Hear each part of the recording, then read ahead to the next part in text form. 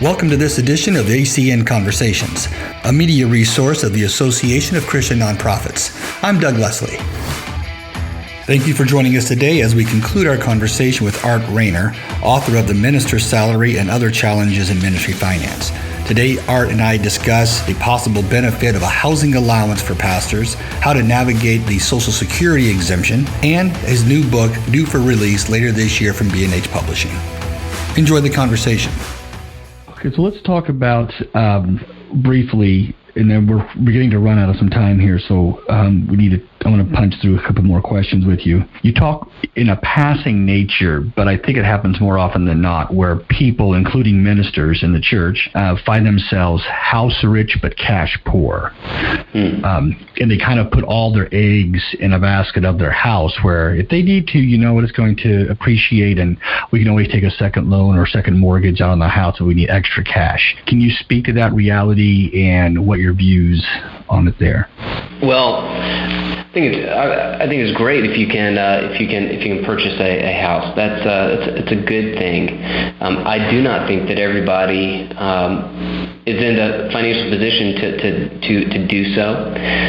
Some jump into it too soon. One of the criteria that I always put out there is if you think that you're going to move within 5 years, then you probably shouldn't purchase a home. You should really take a close look at it, because the financial gain that you get is almost wiped away in that time, at least in most markets. The other recommendation that I put out there is you probably, and admittedly this is going to be more on the conservative side, that I would not take on a payment that is greater than 30% of your annual income. The reason is simple, is that there's other costs associated with homeownership that most people forget about. You have your insurance, you have your taxes. I can attest to having you have your toilets overflow, which require you to replace your entire first floor. But once again, that is from experience. That was fun. Fun is a way to put it. Yes. I'll give a quick shout out to ServPro. I mean, they did a great job. Nice. But there are a number of issues that come along with home ownership that most people completely forget. Right. Even in a new home, I mean, eventually things are going to wear down. And so you can find yourself paying out a lot for your home and not having available cash for other purposes, for other good things that need to happen in your finances, for your giving, for your retirement.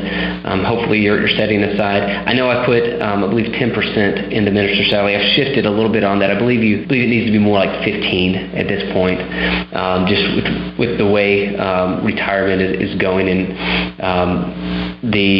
what I believe is, I think you actually going to need more now than I did in the past. Yeah. And so taking on too large of a mortgage payment reduces your ability to make other good, healthy financial decisions for you and your family. All right. So let's talk about quickly from the non-staff. Let's talk about from a board level. Are there things that you would recommend for a board to look at how much help, in other words, can come from the church to these individual ministers who are already struggling, trying to make things end financially? What advice would you give to board members who aren't necessarily staff, but they're their own business people in the community, and they serve on the board, and their view is, hey, look, we give plenty. We don't. That's up to them to manage their own money, but we give plenty of money for our staff. One of the things I wish we would stop doing is using the term package in the world of ministerial finance, or as when boards or finance committees or whatever church structure you have is determining the pastor's financial compensation. The word package, and I understand why it's used, but I think it's sometimes misleading especially to those that don't fully understand what that means, because obviously package does not equal salary. Right.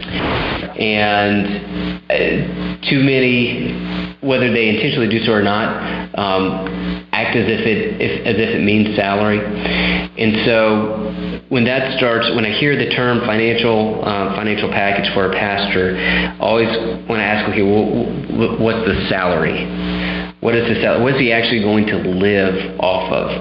Everything else is great because I'm glad that there's other elements in there in how you're compensating the pastor. But what is his salary? Because that's going to really determine if he's going to be able to provide for his family or not. And so if I had one piece of advice to give, I'd say just throw that language out the window.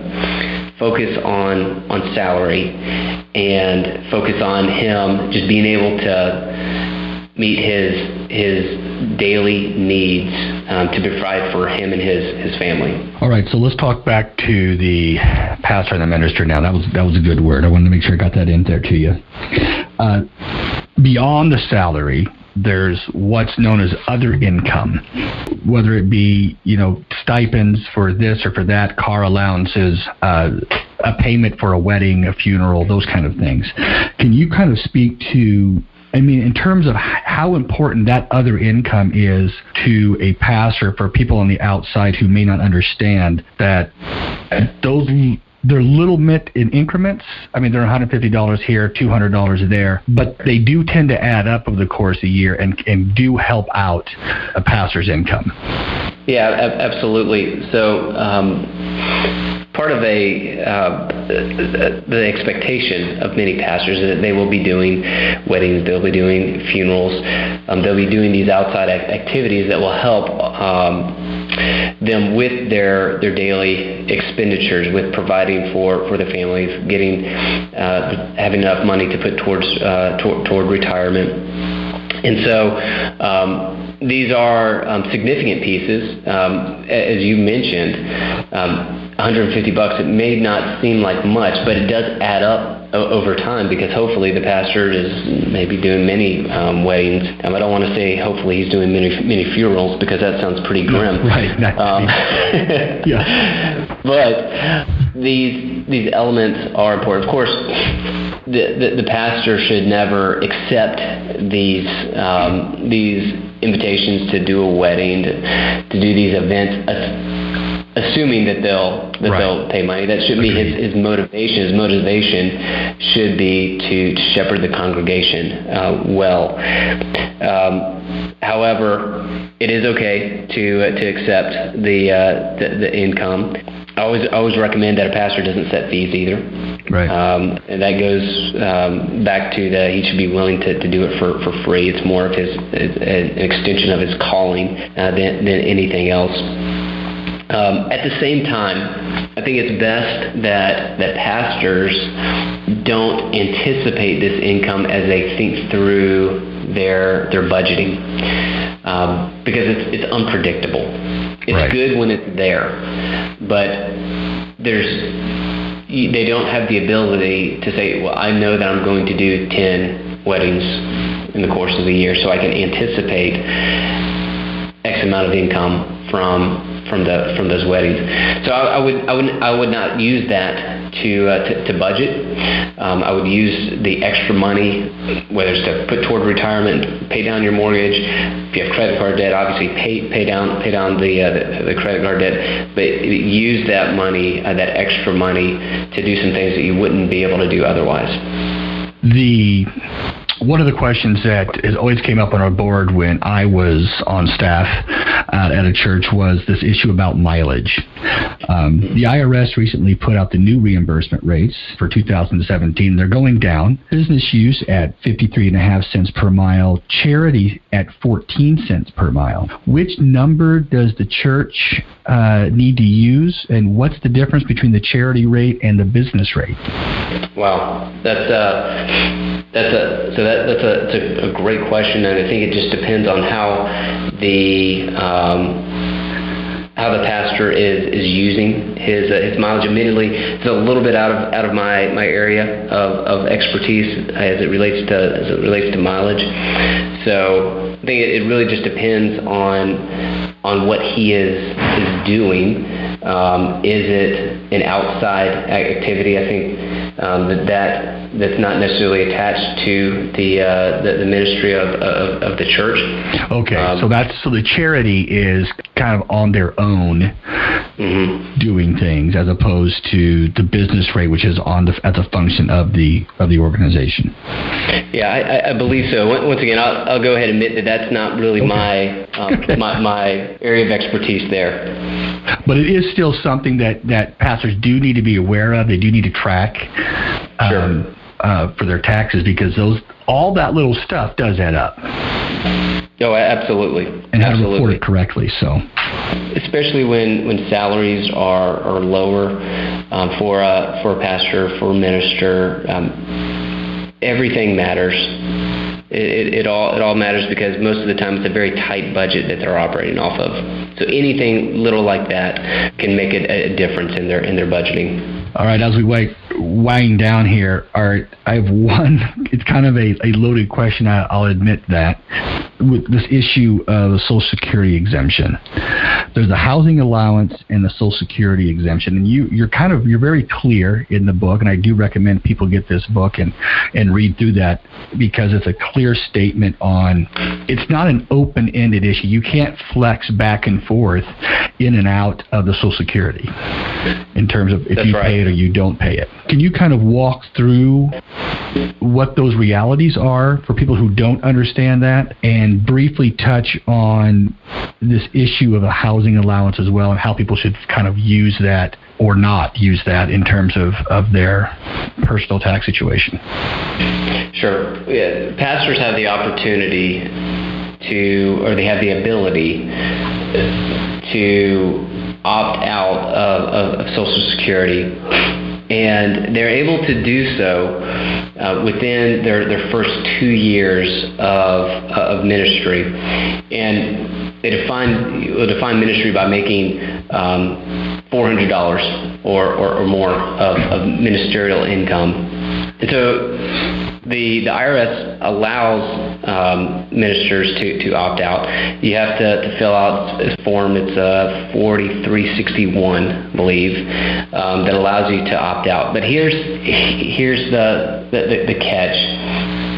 The form is pretty specific on the criteria for opting out. And I'm not saying you should or shouldn't, but you have to make this decision on your own.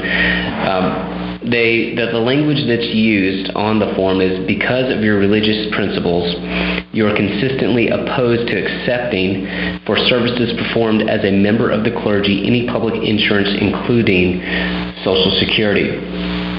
And I think that it's important to point out what it's not saying. That it's not to be done for just a simple. It's not just a simple financial decision. It's not, the decision can't be based on you thinking that you can manage the money better than the government. I understand that feeling, but that's not what the form is asking. And so it needs to be treated also as a lifetime decision. There have been a couple of instances where the IRS has allowed pastors to opt back in to Social Security, but those have been extremely rare and should not be assumed to take place. So it is a very serious decision. You're completely opting out of Social Security, but it has to be done because, once again, because of your religious principles, you're consistently opposed to accepting for services performed as a member of the clergy any public insurance, including Social Security. So you have to be conscientiously opposed to it because of your religious principles, not your financial principles. So that's Social Security. The other. Another, I'd say, I put this in the terms of benefit of being a licensed, ordained minister, is that you can participate, if your church allows you to do so, in housing, in your housing allowance. Now, who gets housing? Well, you have to be employed by a church or what they would consider as an integral agency of the church. You have to be performing ministerial services to help facilitate your church's worship. And once again, you have to be ordained, or what they would say is the equivalent thereof, so licensing, commissioning.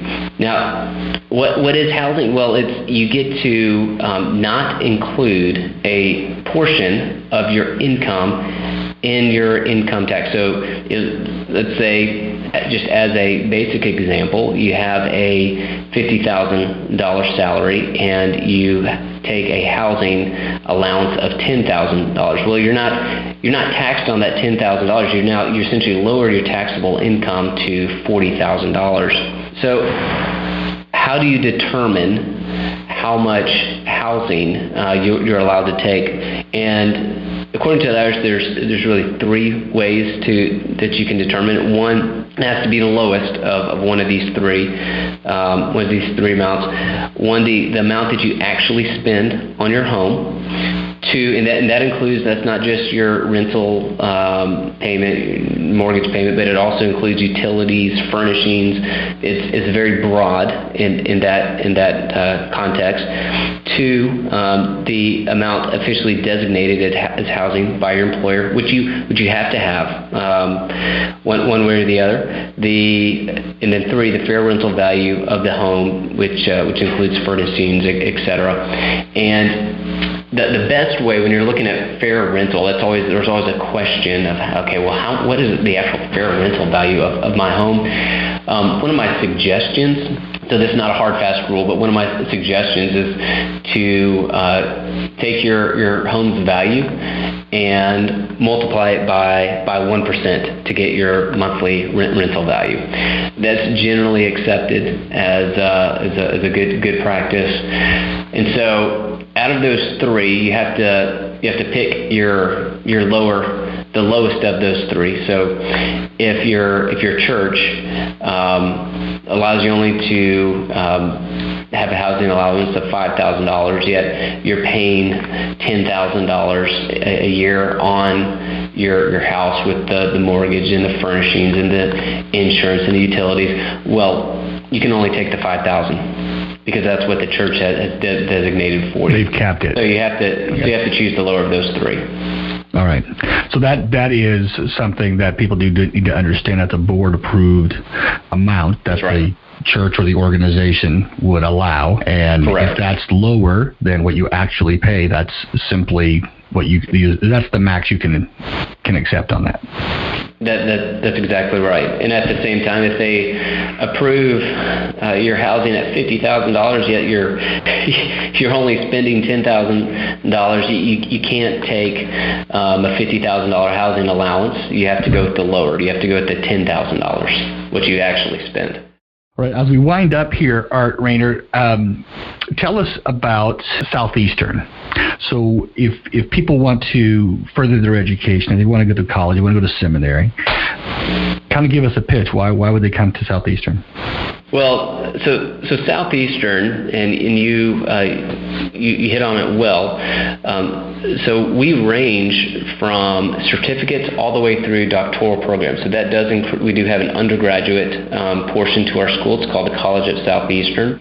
Of course, we have our graduate programs, our MDiv programs, our Master of Theological Studies. We have all of our graduate level programs, Masters in Biblical Counseling. Then, of course, we have our doctoral level, both our doctorate in ministry, our EDDs, our PhDs, and so we have a full range of degree programs available to prospective pastors, ministers, and really anybody who wants to be wants to receive their education through the lens of the Great Commission. We say the Southeastern is a Great Commission seminary. In fact, one of the common slogans, maybe it's not really a slogan, but one of the common phrases that you hear is that every classroom is a Great Commission classroom at Southeastern. And that's not just something we say. I mean, it's literally a part of the curriculum creation that we have here, that every course that we make